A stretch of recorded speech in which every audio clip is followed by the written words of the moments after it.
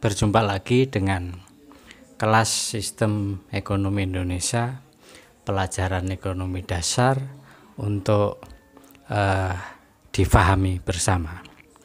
Seperti chapter-chapter terdahulu sudah kita pelajari mengenai apa itu barang atau benda, lalu macam-macam barang atau benda, kemudian bagaimana pula cara memperoleh barang atau benda. Kali ini kita akan membahas tentang kebutuhan manusia yang lain, yakni berupa jasa. Nah, masih terkait dengan chapter terdahulu yang pernah dijelaskan tentang kebutuhan manusia yang meliputi barang. Tapi nampaknya kebutuhan manusia itu bukan hanya pada barang atau benda saja, namun juga kebutuhan yang berupa jasa. Apa perbedaan barang dan jasa? Perlu diketahui, barang itu sifatnya tangible atau wujud. Karena dia berwujud, maka benda atau barang itu bisa dilihat, bisa diraba, bisa dicium, bisa dipindahkan ke sana kemari. Kemudian perbedaannya kalau dibandingkan dengan jasa adalah bahwa jasa memang sama-sama diproduksi juga, namun di dalam jasa sifatnya adalah intangible atau tidak berwujud. Oleh karena tidak berwujud, maka jasa merupakan kebutuhan manusia yang tidak bisa diraba, tidak bisa dicium, tidak bisa dipindah-pindahkan atau dibawa ke sana kemari. Tentu keduanya, baik barang maupun jasa, adalah sama-sama kebutuhan. Yang membedakan adalah jika barang ketika berpindah tangan kepada pihak lain, maka produsen tidak ikut pindah. Artinya barang saja bisa pindah, tetapi produsennya tidak serta-merta mengikuti barang atau karya atau hasil produksinya. Ini yang membedakan dengan jasa.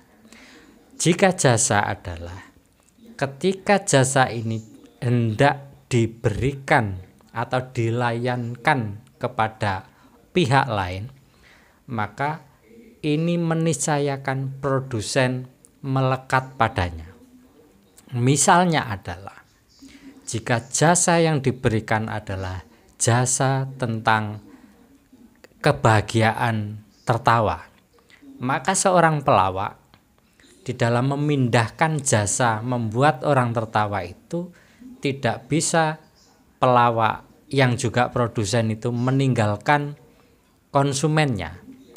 Maka produsen atau pelawak di sana melekat kepada hal yang mau dipindahkan kepada konsumennya. Apakah itu? Yakni rasa senang, rasa ceria, kebahagiaan, tertawa. Nah, jasa tentang tawa atau keceriaan inilah yang tidak bisa dipisahkan dari produsennya. Tentu berbeda dengan barang. Jika barang bisa berpindah tempat, maka produsen tidak ikut serta-merta mengikuti barang itu. Artinya ada keterpisahan di sana.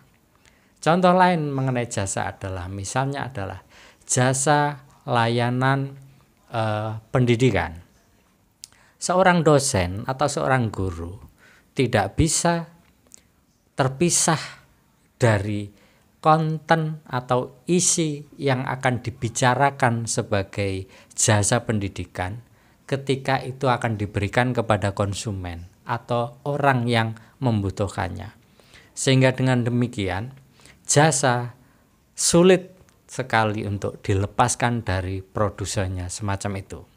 Nah, karena kita sekarang sudah paham apa barang dan apa itu jasa, maka kita sekarang sudah bisa menyimpulkan bahwa barang dan jasa adalah kebutuhan manusia. Nah, oleh karena dia merupakan kebutuhan manusia, maka di dalam pemenuhan atau memuaskan kebutuhan tersebut bisa pula ditransaksikan, bisa pula diperjualbelikan. Mengapa demikian?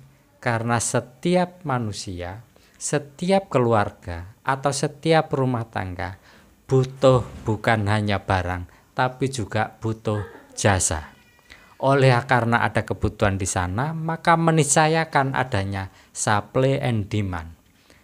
Di mana ada permintaan, maka di sana akan ada penawaran. Karena ada dua hal, permintaan dan penawaran ini, maka kemudian berikutnya kita tahu ada yang disebut dengan produsen, ada yang disebut dengan konsumen. Produsen adalah pihak yang memproduksi atau yang meng-create tersedianya barang ataupun jasa tersebut. Sedangkan konsumen adalah pihak yang meminta atau yang membutuhkan barang ataupun jasa. Nah, sekarang kita tahu ada dua pihak di dalam perhubungan ekonomi semacam ini.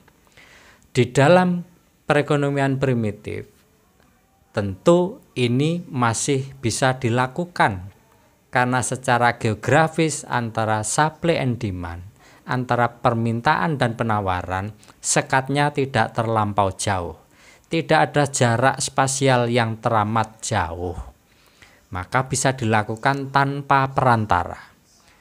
Begitu kehidupan makin rumit, makin modern, makin kesini, maka mobilitas manusia, pergerakan manusia berpindah dari satu tempat ke tempat lain akan meniscayakan adanya jarak tempuh, geografis, perbedaan spasial yang teramat panjang lebar semacam ini membuat antara permintaan dan penawaran itu harus dipertemukan oleh perantara.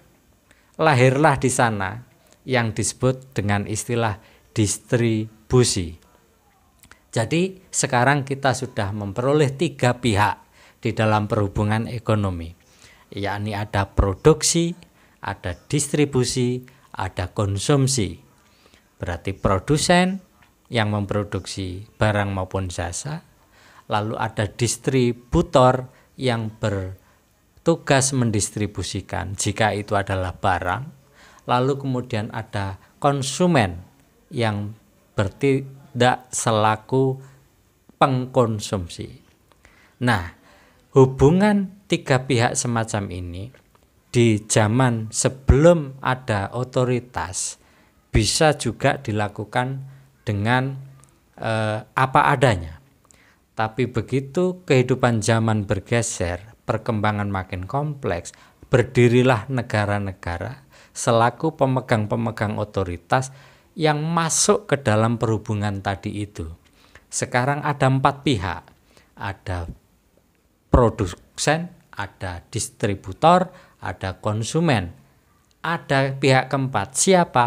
Adalah lembaga, adalah badan, organisasi, otoritas yang berwenang untuk mengatur perhubungan tiga pihak tadi.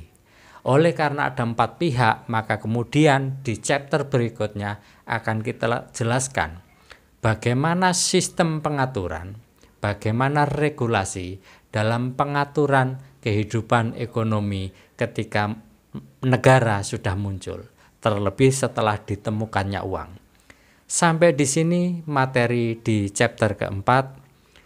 Saya berharap kelas sistem ekonomi Indonesia ini akan memfollow up materi dari saya ini menjadi tugas. Tugasnya seperti biasa adalah meringkas menjadi 1 paragraf saja, tentu dengan gaya bahasa sendiri supaya menghindari mencontek maupun plagiasi. Jangan lupa mencantumkan nama, NBI, kelas, mata kuliah agar tidak tertukar dengan mahasiswa lain. Terima kasih atas perhatiannya. Sampai jumpa.